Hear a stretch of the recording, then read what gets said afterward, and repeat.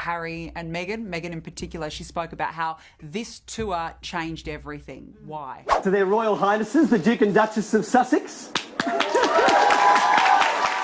It showcased to her that her acting job, this was not her acting job. She really didn't get to grips with royal life. She was saying that she should have been paid for doing public walkabouts. Harry and Meghan's royal cover-up. Is Buckingham Palace burying its bullying investigation? Serious allegations. The Duchess of Sussex intimidated and belittled her staffers. Claims Meghan Markle bullied her staff during her time as a working royal.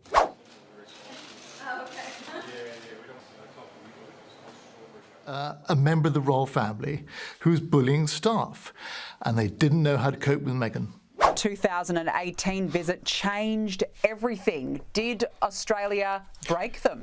It appears to now be all-out war between Buckingham Palace and Meghan Markle. A search for fame, a search for fortune. Meghan has a very, very huge opinion of Meghan. Knauf wrote an email to his immediate boss, Simon Case, about, quote, some very serious problems concerning Meghan's behavior. A comprehensive list of Meghan Markle's bullying allegations. This one's for the Sussex Survivors Club. And it was obviously not a healthy working atmosphere.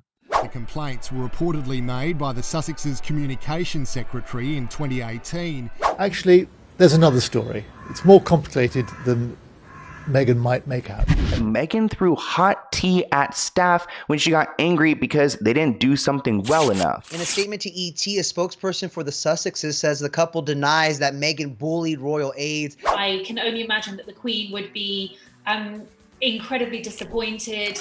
The Queen sat in her private study at Buckingham Palace in early November 2018, and the woman standing in front of her was not there to deliver good news. Samantha Cohen had served the monarchy for 17 years. She had been the Queen's assistant private secretary. She knew exactly how to brief her sovereign, what to say, what to soften, what to leave unsaid. But what Cohen had witnessed across 16 days in Australia, New Zealand, Tonga, and Fiji had no precedent in her 2 decades of royal service. And the Queen, who had personally requested this briefing, was about to hear something that would quietly reshape how the palace handled the newest member of her family. If you want more deep dives like this one, make sure to subscribe to Royal Archives. The tour the world saw was a fairy tale. Pregnant Meghan in flowing dresses, Harry beaming beside her, koalas, banana bread, cheering Australian crowds outside the Sydney Opera House. The Duchess of Sussex was the most photographed woman on earth that month, and she handled the spotlight with what looked like effortless charm. Newspapers called it the most successful royal tour in decades. Aides smiled for the cameras. The narrative wrote itself. But Valentine Low, royal correspondent for The Times for over 25 years, was watching something else entirely. In his 2022 book, Courtiers, The Hidden Power Behind the Crown, Low reconstructed the tour from inside the staff bubble. The aides, the private secretaries, the protection officers who traveled with the Sussexes. What they witnessed behind the scenes was so far removed from the public version of events that those who survived the tour began calling themselves something specific, the Sussex Survivors Club. Their private nickname for the Duchess was unprintable in most newspapers, and we'll come back to it.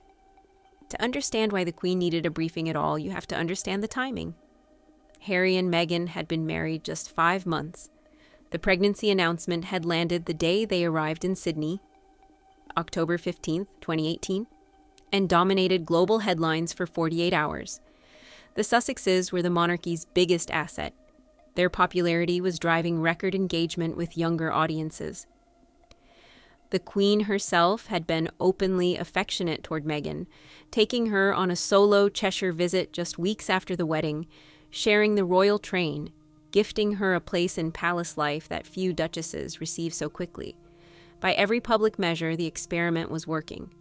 And yet, just weeks after the wedding, the Queen had quietly asked Samantha Cohen to step in. Cohen was supposed to be retiring. She had served the Queen since 2001 and was preparing to leave royal service entirely. Instead, the Queen personally requested that Cohen delay her departure and take on a temporary role, helping the Sussexes establish their household. Valentine Low's reporting is clear on this point. the Queen sent her own trusted aide into the Sussex camp, not as a gesture of control, but as an act of help. Some palace observers might have read it as imposition. It wasn't. It was the Queen quietly recognizing that something was already starting to go wrong and assigning her most experienced courtier to fix it before it became visible. The Australia tour was Cohen's first major test as the bridge between the Queen and the Sussex household. What she observed during those 16 days became the core of what she would later report back. The first crack appeared at the Sydney Opera House. Crowds had gathered hours before Meghan's arrival, lining the steps, holding flowers and handmade signs. According to a source quoted in Courtiers, Meghan looked out at the cheering fans and said to a member of her team, quietly, but clearly enough to be heard, "What are they all doing here? It's silly." The aide standing next to her, stunned, replied that the crowds were there because they admired and supported a monarchy and an institution that she was now representing. The Duchess didn't respond. The moment passed, the photographs were taken. The world saw a smiling, waving Meghan. Cohen saw something else. The second crack came during a walkabout. Valentine Low writes that Meghan, frustrated by the relentless pace of shaking hands with strangers she would never meet again, muttered the line that would become the most quoted moment of the entire tour. "I can't believe I'm not getting paid for this." Should have been paid for doing public walkabouts of people that come to see her. It doesn't really paint her in a good light. 11 words, whispered, not intended for public consumption, but it was overheard. And it was repeated. Inside the staff bubble, it spread within hours. By the time the tour reached Tonga, every aide on the trip had heard it. According to Low, the line crystallized something that several courtiers had been struggling to articulate for months. The Duchess did not appear to grasp that walkabouts, ribbon cuttings, and public engagements were the entire job. They were not promotional appearances for the Sussex brand. They were the work. The work that had no fee attached because it was funded by something else entirely. The trust of an institution that asked for service in return for everything else it provided. And that's when things changed. By the second week of the tour, the staff was visibly fraying. Aides were stressed. Schedules were running late. The protection officers were exhausted. Communications Secretary Jason Knauf, a man who had served Kensington Palace with quiet competence for years, was reaching a breaking point that Low describes in detail. The professional relationship between Knauf and the Sussexes effectively ended during that tour. He would remain formally employed until March 2019, but the trust was gone.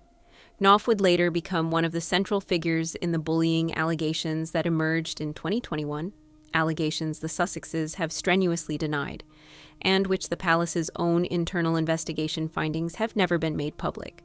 Whether those later allegations are fair or not, one thing is clear from Low's reporting. The Knauf relationship died in Australia, not in California, not after Megxit, in Australia. There's been growing chatter online over the years about what really caused the breakdown. Some unconfirmed reports have circulated suggesting that Meghan had brought close friends, including Jessica and Ben Mulroney, into the tour party in a way that strained relations with palace staff and British diplomats. Other talk of the town has focused on alleged falling outs with David Beckham at the Invictus Games, with stories circulating that Harry had refused to be photographed alongside him, apparently without anyone telling Beckham why. These remain unverified palace gossip rather than confirmed reporting, and we present them as the kind of stories that have swirled around the tour in the years since. What is verified, and what Valentine Low documents in his book, is that staff returned from Australia describing the experience using a word that should never be associated with a royal tour at all: miserable. Then there's the line that Low actually attributes to a senior member of the household, and this one cuts deeper than the Opera House comment. When word reached Meghan that her staff were unhappy and felt they were being poorly treated, the Duchess's reported response was 4 words: "It's not my job to coddle people." Across social media in the years since, one question has kept coming up about that quote. Was the Duchess responding to a one-off complaint, or was she revealing a worldview that the palace had not yet fully understood? Many royal observers began pointing in one direction. Critics were quick to highlight that the Queen's entire 70-year reign had been built on a different premise altogether. That the sovereign's job, and by extension, every working royal's job, was precisely to coddle people, to make them feel seen, to make them feel that the crown cared, to make them feel that the institution existed for them. The plane home from Sydney landed at Heathrow. The official photographs showed a tired but radiant Meghan stepping onto the tarmac. The headlines declared the tour a triumph. And inside Buckingham Palace, Samantha Cohen began preparing the briefing the Queen had requested. What Cohen told the Queen has never been published in full. Valentine Low did not have access to a transcript of that conversation, and no royal biographer ever will. But Low's book makes clear that the substance of the briefing covered 4 distinct areas of concern. The first was the Opera House comment, and what it suggested about Meghan's understanding of her role. The second was the breakdown with Jason Knauf and the broader staff strain. The third was the difficulty of integrating the Sussex household into the wider palace machine, including, according to one tour party source, quoted by Low, Meghan's preference to bring in her people rather than turn to the traditional Buckingham Palace people, which had proved very difficult. And the fourth was the most delicate of all. Meghan was pregnant. Harry was anxious. The combination was producing decisions that the staff did not understand and could not influence. The Queen listened. According to those who have known her longest, she rarely interrupted briefings of this kind. She would absorb. She would ask 1 or 2 precise questions. And then she would decide, often days later, what to do. What she did was quiet. There was no public statement, no internal memo, no dramatic intervention. Instead, the palace machinery began to shift around the Sussexes in ways that the public would not see for another 15 months. Samantha Cohen's temporary role was extended. The Queen kept her in place, even though Cohen had already postponed her own retirement once. New aides were quietly considered. Communications between Kensington Palace and Buckingham Palace tightened. The institutional response was not punishment, it was containment. The palace had decided that the Sussexes needed more support, more guidance, more careful handling, not less. And here is where the long shadow of that 2018 briefing reveals itself. In January 2020, 14 months after the Australia tour ended, Harry and Meghan announced their decision to step back from senior royal duties. The Sandringham summit followed days later. The Megxit announcement landed like a bomb on the institution. But for the courtiers who had been on that Australia tour, for the Sussex Survivors Club, for Samantha Cohen, for everyone who had briefed the Queen in November 2018. The explosion was not a surprise. It was the conclusion of a story they had been watching unfold for over a year. The early warning system had been triggered in Sydney. The institution had simply not been able to find a way to act on it. Valentine Low documents one final detail that ties everything together. After Megxit, the palace produced a new internal document called Guidelines for Private Secretaries and Heads of Teams. It was, in effect, a courtier code, a rulebook designed to cover the gray areas that the Sussexes had exposed. The guidelines addressed what aides could and could not be asked to do. They clarified working hours, communication boundaries, lines of authority between household staff and the principals they served. The document has never been published. It exists because of what happened in Australia and what happened after. Years later, this moment would be reframed by both sides. The Sussexes have consistently maintained that they were unsupported by an institution that did not protect Meghan from racist media coverage and never gave her the resources she needed to succeed. Bullying allegations against the Duchess have been categorically denied by her representatives, who describe them as a calculated smear campaign. The palace, for its part, has never publicly addressed the Australia briefing or what Samantha Cohen reported. The internal investigation into the bullying allegations was completed in 2022, and its findings were never made public, which itself has fueled years of unconfirmed reports about what was actually concluded behind closed doors. What we do know is that the Queen, in the final 4 years of her reign, never spoke publicly about Meghan in any way that suggested anger or disappointment. Her public warmth toward the Duchess never wavered, even after Megxit, even after the Oprah interview, even after the Lilibet naming controversy. The Queen maintained the dignity of silence, a silence that, in retrospect, looks less like absence and more like a sovereign who had been quietly managing this situation since November 2018, and who had decided that public restraint was the only sustainable strategy. But the people who briefed her are still alive. Samantha Cohen left royal service in October 2019. She has spoken sparingly in public since.